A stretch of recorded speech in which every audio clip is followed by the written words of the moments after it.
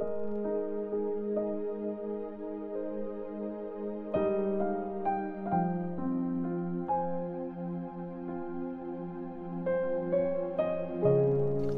chapter 5. O mga priest, pakinggan niyo ito.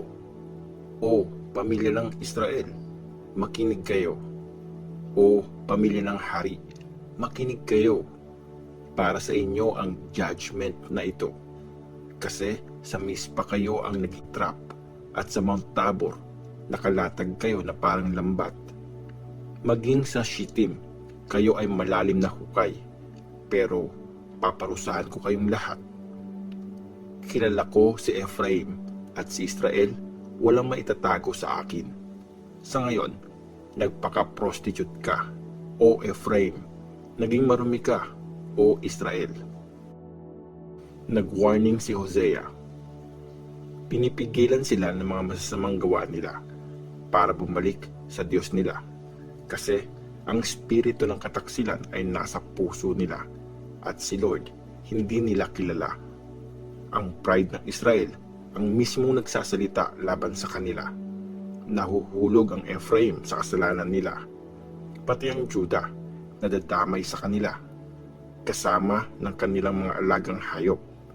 Aalis sila para hanapin si Lord. Pero hindi siya makikita. Kasi lumayo na siya sa kanila. Napaka-unfaithful nila kay Lord. Kasi nagkaanak sila sa hindi asawa. Wawasakin sila, pati na ang mga taniman nila pagdating ng New Moon Festival. Ang labanan sa pagitan ng Judah at Israel. Patunugin ang trumpet sa Gibeah. Warningan din ang buong Rama. Patunugin ang alarm sa Bethaven. Nasa likod mo na sila, o Benjamin. Tuluyang mawawasak ang Ephraim sa araw ng kaparusahan. Sa lahat ng mga tribes ng Israel, mangyayari lahat ng mga sinasabi ko. Dahil kinamkam ng mga leaders ng Judah ang lupain ng Israel, kaya ibubuhos kong parang tubig ang galit ko sa kanila. Pinahirapan ng Ephraim, dinurog sa parusa, kasi nag-worship sila sa mga walang kwentang Diyos-Diyosan. Kaya para mauud ako kay Ephraim at parang pagkabulok sa pamilya ng Judah. Pag nakita ni Ephraim ang sakit niya at ni Judah ang sugat niya, pupunta si Ephraim sa Assyria at saka haharap sa haring dakila. Pero hindi niya kayang gamutin o pagalingin ang mga sugat nila. Magiging parang layon ako para kay Ephraim at parang batang layon sa pamilya ng Judah. Sasakmalin ko sila, saka ako aalis. Tangay-tangay ko sila at walang makakapagligtas. Tapos, babalik ako sa lugar ko hanggang ma-realize nila ang kasalanan nila at humingi ng tawad. Sa kanilang paghihirap, magmamakaawa sila.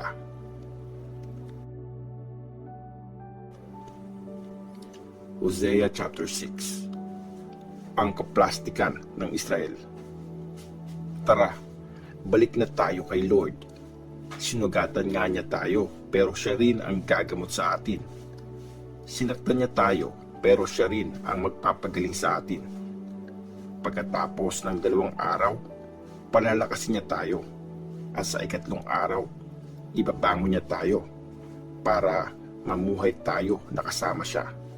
Gawin natin lahat para kilalanin si Lord. Ang pagdating niya ay sigurado, tulad ng umaga. Pupuntahan niya tayo na parang ulan. Tubig ulan na nagpapatubo sa mga halaman. Ang sagot ni Lord. Anong gagawin ko sa iyo, o Ephraim? Anong gagawin ko sa iyo, o Judah? Yung pagmamahal mo parang ulap sa umaga. Parang hamog na maagang nawawala. Kaya pinadala ko ang mga prophet para putulin kayo. Pinatay ko sila gamit ang aking mga salita, at kasing liwanag ng sikat ng araw ang hatol ko. Ang gusto ko'y tapat na pagmamahal kesa mga offerings.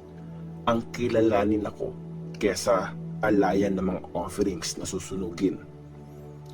Pero dun sa lupain ng Adam, hindi nila tinupad ang kasunduan. Ako ay kanilang pinagtaksilan. Ang Gilead ay city ng mga masasama.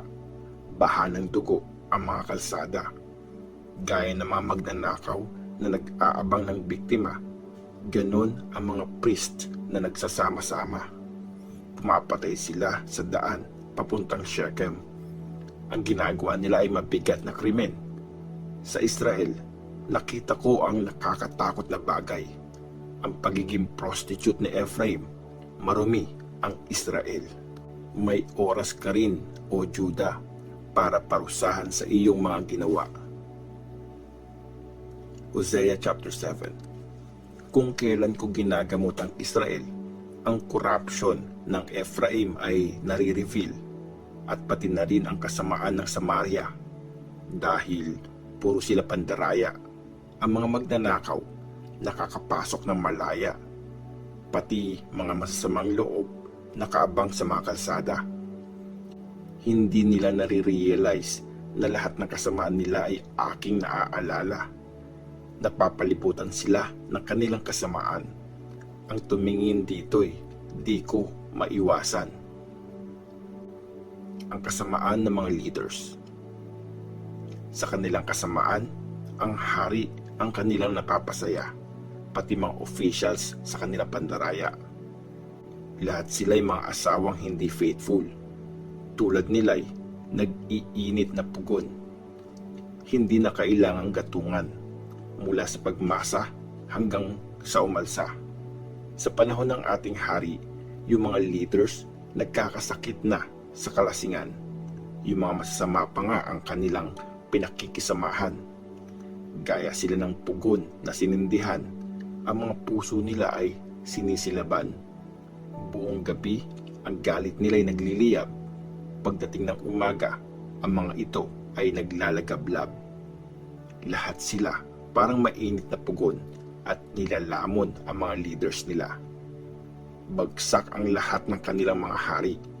Kahit isa, walang tumatawag sa akin. Sa Ephraim at ang mga bansa. Hinahalo ni Ephraim ang sarili niya sa ibang mga tao. Si Ephraim ay parang isang tinapay na hindi pa luto. Inuubos na siya ng mga dayuhan pero hindi pa niya nalalaman. Bilang na ang araw niya pero hindi pa niya ito nahahalata. Yung pride ng Israel ang witness laban sa kanya, pero hindi sila bumabalik kay Lord na Diyos nila. Sa kabila ng lahat ng ito, walang naghahanap sa kanya. Parang naging kalapati ang Ephraim, walang alam at hindi nag-iisip. Sa Egypt sila lumalapit at sa Assyria kumakapit. Habang umaalis sila, ilalatag ko ang lambat ko sa kanila. Para mga ibon, huhulihin ko sila. Parusa sa kanila'y ayon lahat sa ginawa nila. Kawawa sila kasi tumalikod sila sa akin. Mawawasak sila kasi nagrebelde sila sa akin. Tutubusin ko sana sila, kaso sinungaling sila.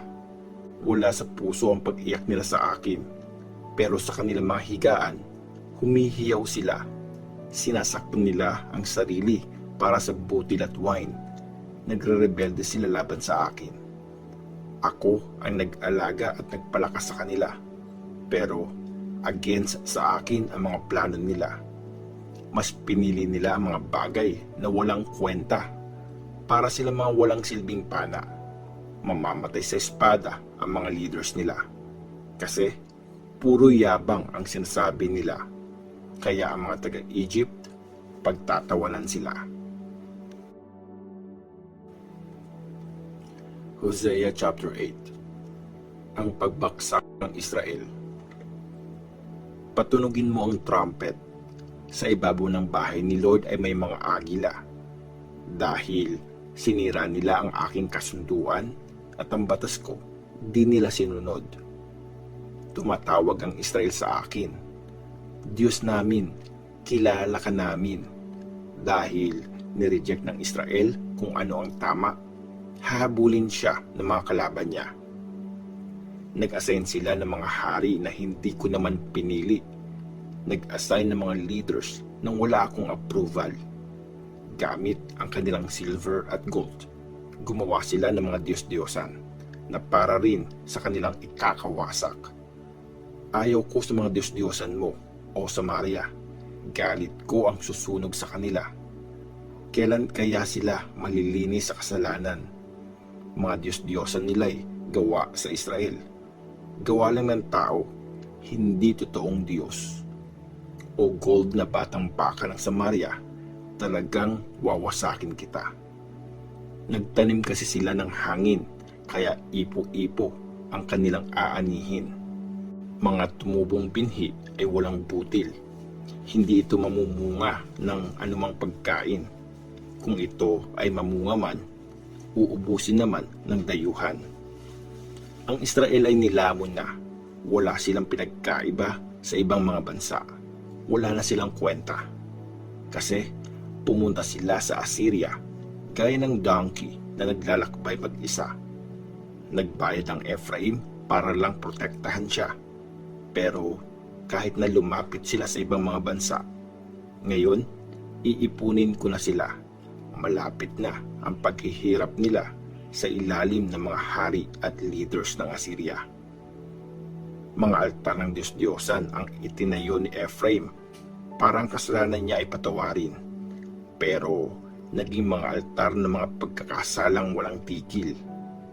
Kahit pa sinulat ko sa kanya ang marami kong instruction, nireject nila yon at binaliwala. Kahit mag-sacrifice pa sila ng best na offerings, kahit karne nito'y kanilang kainin, para kay Lord, ang mga ito'y hindi pa rin tatanggapin. Aalalahanin niya ngayon ang kanilang kasalanan, at sa kanilang pagkakasala, sila ay paparusahan. Ang lupain ng Egypt ang kanilang kababagsakan. Kinalimutan ng Israel ang kanyang creator at mga palasyo ang kanyang itinayo. Pinarami ng Juda ang kanyang mga depensa, pero susunugin ko ang mga city niya at wawasakin ang kanyang mga palasyo.